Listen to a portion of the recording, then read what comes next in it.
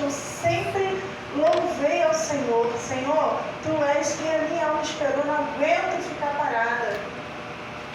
Né? Então, e o hino que o John cantou foi que, né, igreja pequena, onde Deus falava. E hoje, são poucas, né? Essas igrejas que falam de Jesus. As igrejas que verdadeiramente falam da palavra estão vazias, enquanto outras igrejas estão cheias, né? E o que a Radassa cantou é de agradecimento a Deus. Eu tenho muitas bênçãos para contar, porque mesmo mediante as dificuldades, o Senhor não deixou eu parar. A Viviane queria parar, mas o Senhor não deixou. Ele sempre envia pessoas para estar nos abençoando e para estar sendo canal de bênção para que nós não possamos parar. E hoje nós vamos falar de Jonas, um profeta que nos ensina, né, que nos ensina a não fugir do que Deus determinou para nós. Vamos estar lendo a nossa Bíblia em Jonas capítulo 1. Eu vou estar lendo gradativamente, falando, não vou ler direto, tá, irmãos? Mas eu vou ler do 1 ao 17.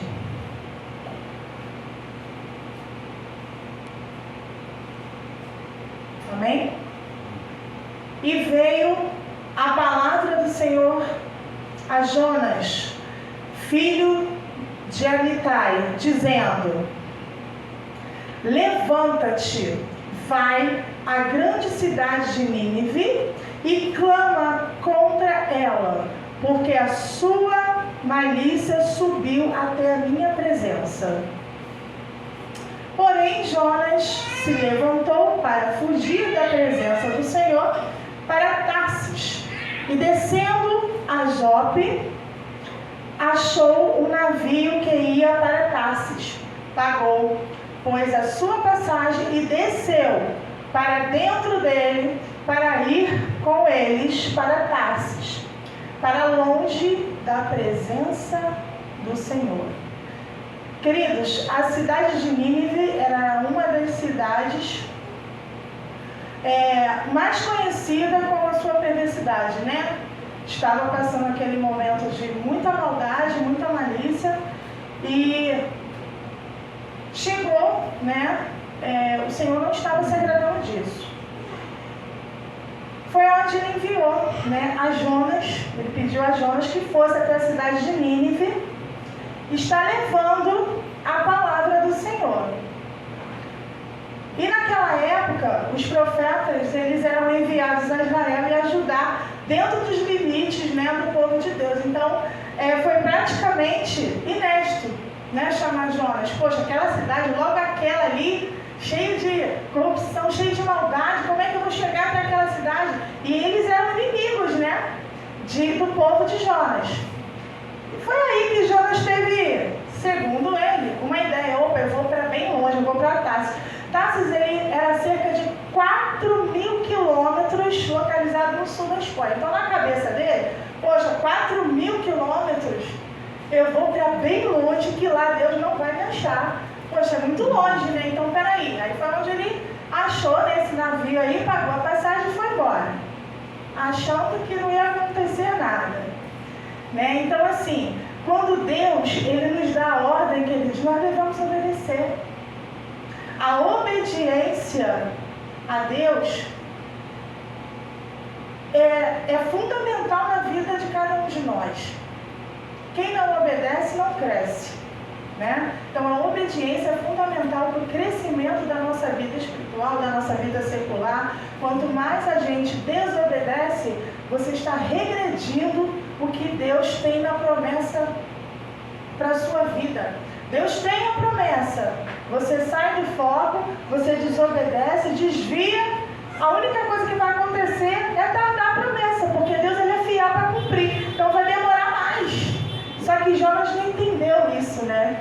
E o que a gente pode tirar da primeira lição disso? Quando Deus nos dá a ordem, nós devemos sempre obedecer. Vamos ler agora o versículo 4 e 6. Ao 6, perdão.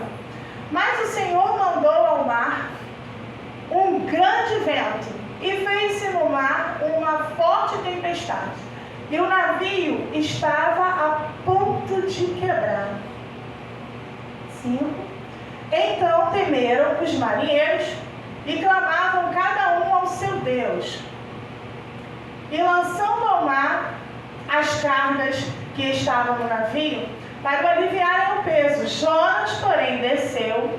Queridos, observam quantas vezes nós lemos a palavra desceu. Quando nós desobedecemos, é só isso que acontece na nossa vida, a gente só vai descendo, né? Jonas, porém, desceu lá pro porão do navio e, tendo deitado, dormiu no sono profundo. E o mestre do navio chegou-se a ele e disse: que tens, dorminhoco? Levanta-te, clama teu Deus, talvez assim esse Deus se lembre de nós, para que não perecemos. Queridos, qual é a lição que nós podemos dizer? Ele dormiu, Jonas desceu novamente, né? E quando estamos na rebeldia da desobediência da palavra de Deus, é como se nós estivéssemos dormindo. Nada acontece. Quando você está dormindo, está acontecendo alguma coisa? Não. Nada acontece. Então a desobediência, ela também faz isso. Quando nós estamos dormindo, tudo paralisa. Às vezes a gente não entende, né? Toda a nossa vida paralisa quando nós estamos na desobediência. Trabalho, né, na profissão, família, financeiro, igreja, tudo paralisa quando nós estamos na desobediência. E qual é a lição que a gente pode tirar disso? Quando uma pessoa é rebelde à palavra de Deus, o mal, ele não atinge só você, ele atinge quem está próximo. E a rebeldia é como um sono profundo que nos paralisa. Olha só, o que causou a rebeldia de Jonas já estava prejudicando aqueles marinheiros ali. A rebeldia, quando nós estamos em rebeldia, a gente acaba prejudicando quem está à nossa volta. Vamos ler o 7, do 7 ao 10. Vamos ver agora o terceiro. Terceira lição que nós podemos tirar disso. E diziam cada um ao seu companheiro: vinde, e lancemos sorte para que saibais por que causa nos sobreveio esse mal. E lancemos sorte, e o sorte caiu sobre. 8. Então lhes disseram: declara-nos tu agora, por causa de quem nos sobreveio este mal.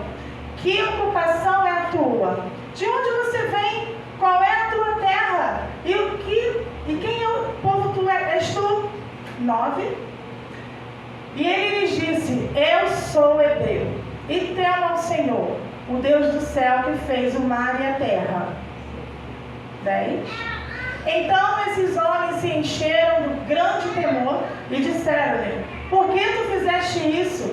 Pois saibais os homens que fugiam da presença do Senhor, porque eles tinham declarado. Então, assim, depois de muito, né, das cargas que eles colocaram lá fora, eles viram Jonas dormindo ali e começaram a fazer várias perguntas. E que lição que nós podemos tirar sobre isso, queridos? Não tem como fugir do seu propósito. E todo propósito tem um processo. Então não tem como fugir também do processo. Por isso, obedeça a Deus e seja uma bênção aonde você estiver. Eu era uma pessoa que eu paralisava por qualquer palavra que me desse. Viviane, você isso, aí eu, tá bom, eu não faço mais, eu estou desagradando, eu não faço mais, mas é porque eu não entendi o que eu estava fazendo para o homem, logo assim que eu me converti, né? E aí quando eu entendi que eu passei a fazer as coisas para Deus, eu não deixei mais ninguém me paralisar.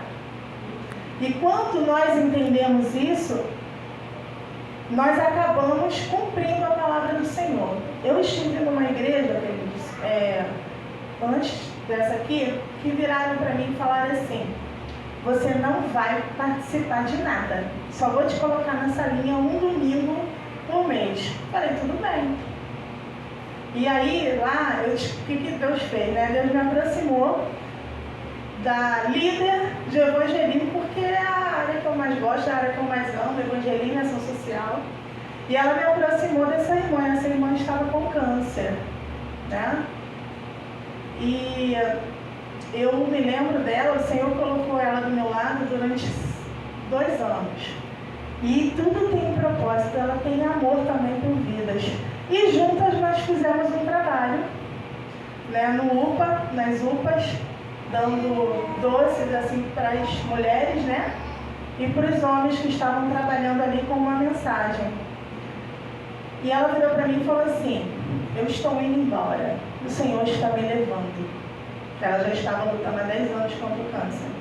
Aonde você estiver, eu sei que não será na nossa igreja, mas aonde você estiver, você continua o meu legado.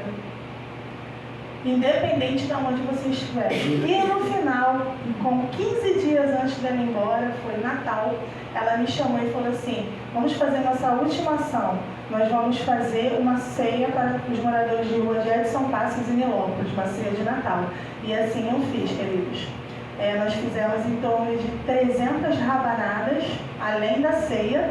Fizemos quentinha de ceia, nós fizemos 300 rabanadas e 150 mini panetones. E cada morador de rua recebeu uma quentinha, 2 rabanadas e um mini panetone. E a gente deu aquilo ali para eles e eles choraram. E assim foi muito bom, a gente também chorou junto.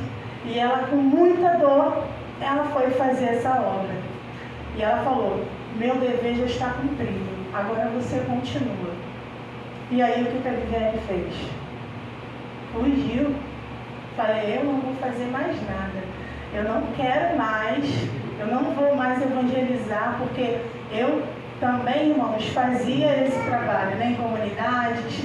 Eu fazia trabalhos, para quem não sabe, eu tinha um personagem, né, a Lili, eu não sei se... acho que só a Maria que conhece esse personagem, né? Eu tinha esse personagem, eu tirei. E depois de muito Deus falar comigo através dessa lição de Jonas, e usar também pessoas para estar falando comigo, eu fugi. E aí o Senhor falou comigo. E aí o que aconteceu? O Senhor restaurou o meu ministério.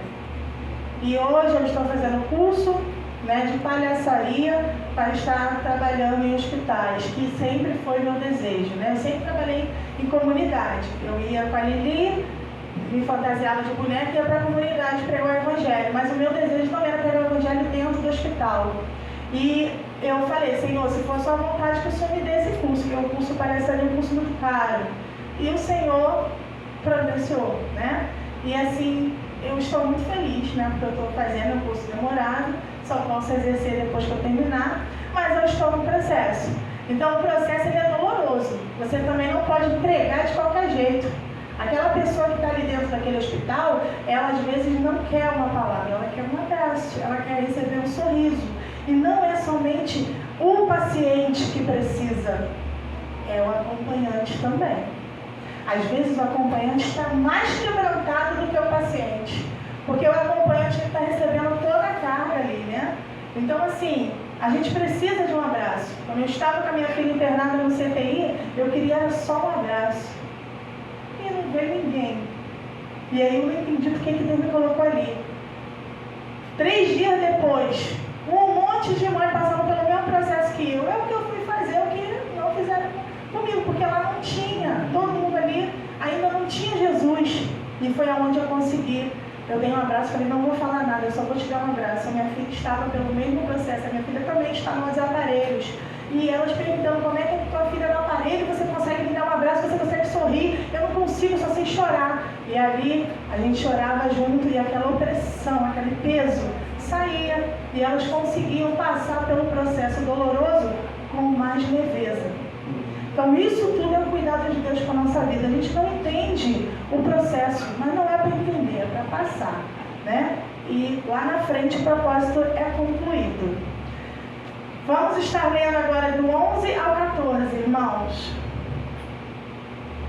e disseram-lhe: que te faremos nós, para que o mar se nos acalme?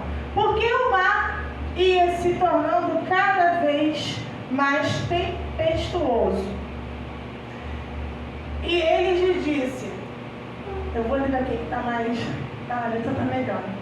E ele lhe disse: levantai-me e lançai-me ao mar, e o mar se vos aquietará, porque eu sei que por minha causa vos sobreveio essa grande tempestade. Entretanto, os homens remaram para fazer voltar o navio à terra, mas não podiam, porquanto o mar se ia embravecendo cada vez mais contra. Ou seja, ele reconheceu que aquela tempestade era por causa dele. E mesmo assim, os marinheiros, passando por aquele processo todo, eles tentaram ajudar Jonas para não jogar no mar, mas não tem jeito, irmãos. Ele mesmo pediu: me joguem no mar. Olha que coisa linda, o que é o arrependimento. Vocês estão passando por isso tudo aí por minha culpa, me joga no mar. E qual é a quarta lição que a gente tira disso? Quanto mais tempo você tenta resistir ao Senhor, a situação ela fica mais complicada. E não tem como você fugir. Não tem como. É claro que o nosso Deus, Ele não é mau, irmãos. Ele não causou essa tempestade porque Ele é mau. Ele é fiel e Ele é bom. Mas, e Ele é amor também. Mas a sua palavra, ela permanece. E se Deus der a instrução, ela tem que ser obedecida. A direção do Senhor. Hoje nós vivemos pela graça, então nós temos que aprender a obedecer. A palavra de Deus, queridos, é o suficiente para nós obedecermos. E quando nós obedecemos, nós já passamos por tanta dificuldade obedecendo. Imagine desobedecendo. O negócio piora. Não é verdade? Quando eu desobedeci ao Senhor, tudo meu piorou. Financeiro, piorou o casamento, piorou lá no trabalho, tudo. Eu não conseguia mais organizar minha vida. Só quando eu resolvi tomar atitude de continuar, foi quando tudo começou e está começando a voltar ao normal em minha vida. E é assim. Jonas nos ensina muito sobre isso. O que a quarta lição pode nos tirar? Quando você tira a rebeldia da sua vida, a tempestade ela se acalma. Por isso, não insista com rebeldia. Deixa Deus fazer a obra.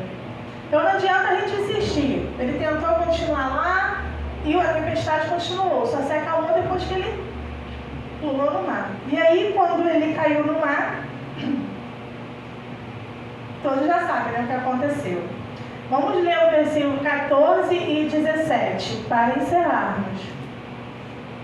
Então, clamaram ao Senhor e disseram: Senhor, nós te rogamos que não perecemos por causa da alma deste homem, e que não ponha sobre nós o sangue inocente, porque tu, Senhor, fizeste como te aprouve. E levantaram a Jonas e o lançaram no mar, e cessou o mar da sua fúria. Temeram, pois, este homem ao Senhor com grande temor, e ofereceram sacrifício ao Senhor e fizeram votos. Preparou, pois, o Senhor um grande peixe para que tragasse a Jonas, e estivesse Jonas 3 dias e 3 noites nas entranhas desse peixe. Queridos, olha só que coisa linda. Mesmo mediante a rebeldia de Jonas e a desobediência, ele conseguiu com que os marinheiros se rendessem ao Senhor. Os marinheiros pediram ao Senhor, para que não pesasse sobre a cabeça deles a atitude que eles cometeram. Olha só que coisa linda. E o que nós podemos tirar nessa quinta lição? Mesmo Jonas sendo rebelde, ele conseguiu fazer com que os marinheiros aceitassem ao Senhor, vissem a soberania de Deus através da calmaria da tempestade. Deus é soberano, queridos, em todo momento. Então, através daquela situação ali de Jonas, mesmo mediante as dificuldades e a rebeldia dele, Deus é tão misericordioso que ele fez com que os marinheiros também conhecessem a soberania do Senhor. E aí a gente conhece, nós conhecemos, né? Ele ficou lá 3 dias e 3 noites, e lá ele se arrependeu, né? Ele orou ao Senhor, se arrependeu, e o peixe cuspiu para fora. E assim, Jonas, olha tudo que ele passou, não adiantou, né? Ele mesmo durante aquele processo difícil não adiantou. Ele teve que ir para a cidade de Nínive pregar a paz, pregar sobre a palavra do Senhor. Então, queridos, que possamos, né? Assim, acho que todos nós já passamos um pouquinho por essa situação de Jonas, né? Eu sei que é difícil, que às vezes vem o medo, às vezes vem aquela falta de, assim, eu não vou conseguir. Às vezes aquela vergonha também de estar pregando para quem não conhece a Jesus, recebeu não, né? Numa hora da mensagem ali, mas a gente tem que correr atrás do sim, porque o não é certo, né? Então, assim, as pessoas estão sedentas. Às vezes, elas não conseguem ler o folheto que você dá, mas ela consegue lembrar do abraço que você deu. Então, às vezes, ela está precisando de um abraço, ela está precisando de um sorriso. Então, eu e Leonardo, nós fizemos um curso, uma live na semana passada, com o diretor executivo de missões nacionais sobre igreja acolhedora. E ele falou que um dos processos, né, de evangelismo é uma igreja acolhedora, porque uma igreja acolhedora é uma igreja que busca a pessoa. Porque, queridos, às vezes a gente vê um visitante de outra igreja, a gente não sabe por que ele está visitando. Às vezes está visitando por visitar, mas às vezes ele é tão bem acolhido que ele fica. Porque tem tantos membros. Eu tenho meu esposo como exemplo. Meu esposo, ele aceitou Jesus, né? Ele levantou a mão aos 18 anos de idade. E ele foi entender, e ele fazia tudo na igreja, tudo mesmo. A parte de sonoplastia, ele limpava, ele abria a igreja. Mas ele foi entender o que é a palavra de Deus quando ele foi para o culto na 15 de novembro. Ele ouviu pela primeira vez o plano da salvação. E aonde ele falou que foi bem acolhido, tanto lá quanto aqui. E ele ficou aqui por quê?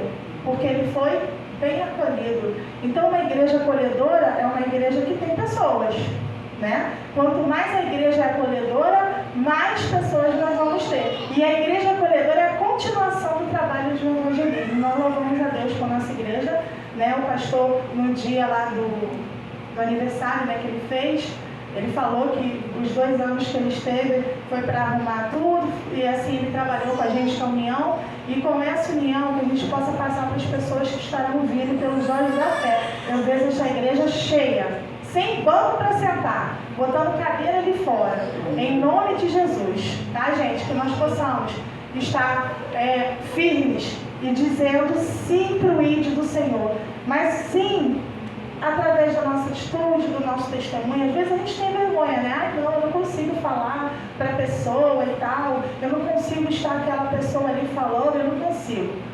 Mas às vezes o seu vizinho você ganha com uma atitude, deixando Deus refletir em você com o seu testemunho. Domingo passado o Leonardo passou, né, a abertura de campanha de missões mundiais com o diretor executivo da Convenção Batista Brasileira, pastor Fernando Brandão, e agora vocês vão ver um vídeo do diretor executivo da Junta de Missões Mundiais, que é o pastor João Marcos, para nós encerrarmos. Ele vai explicar mais ou menos o nosso tema e a nossa divisa.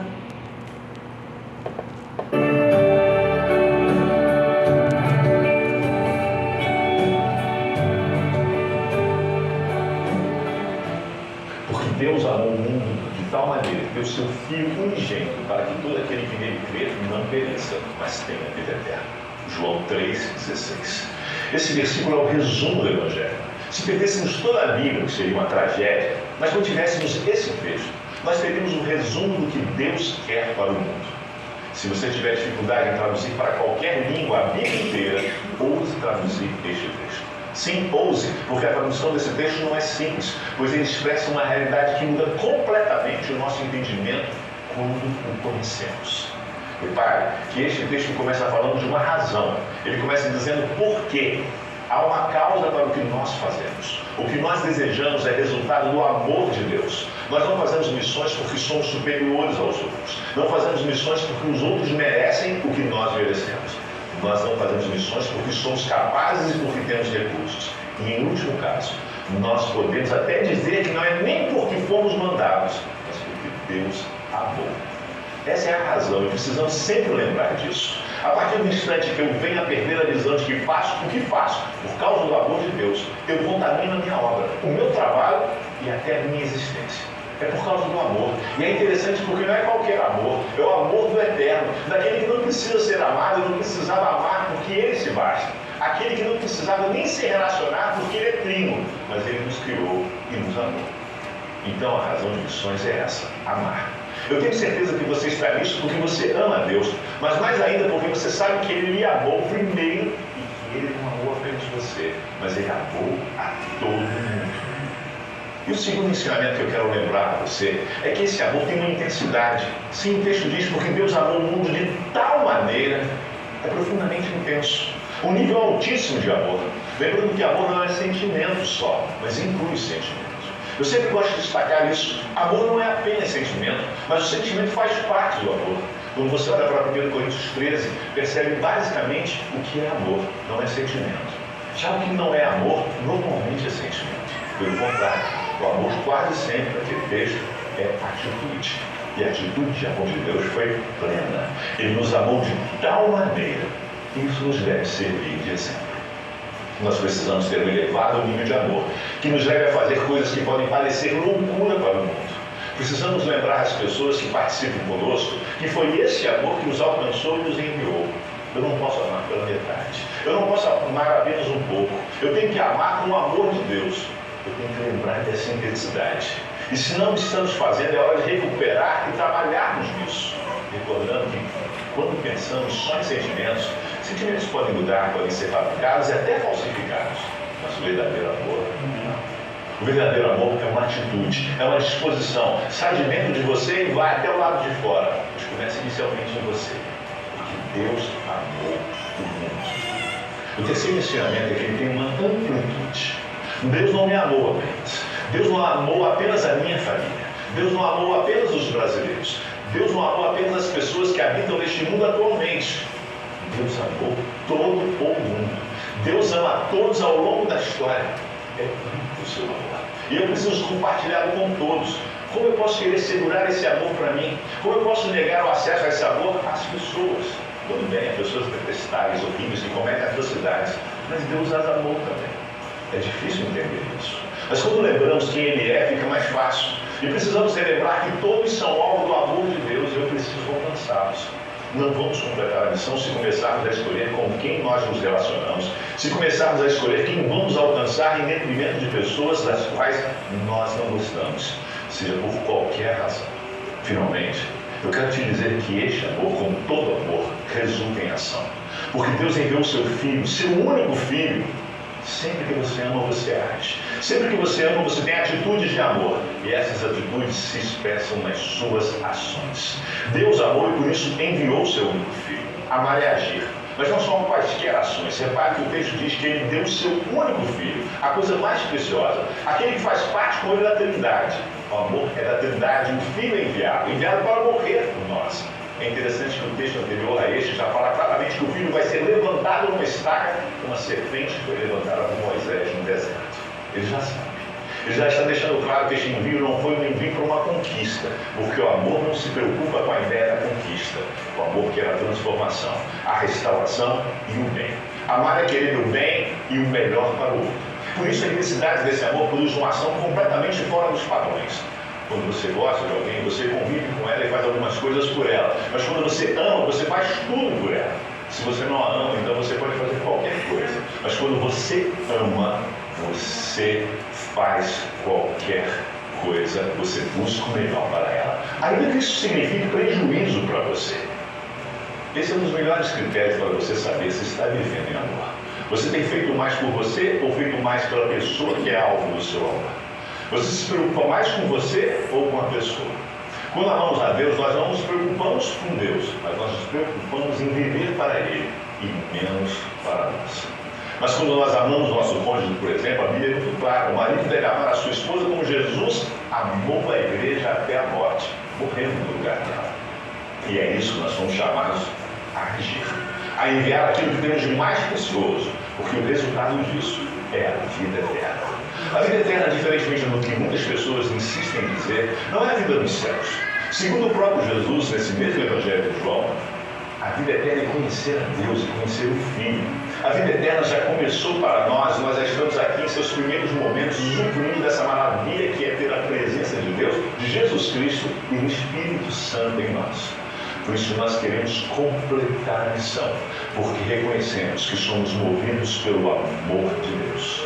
Reconhecemos que a intensidade desse amor nos constrange, como diz o apóstolo Paulo em Romanos, e que o nosso objetivo ao agir com este amor não pode ser mesquinho, tacanho ou pequeno, mas deve ser tão amplo que nos leve a fazer mais e melhor. Que sejamos contagiados e constrangidos por esse amor para completar a missão. Deus abençoe cada um de vocês. Muito obrigada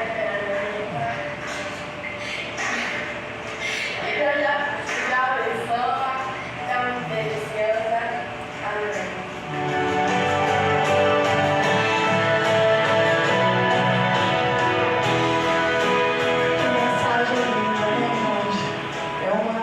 Amém. Explicação clara em João 3,16, e assim eu passo a palavra por esse que eu consigo falar.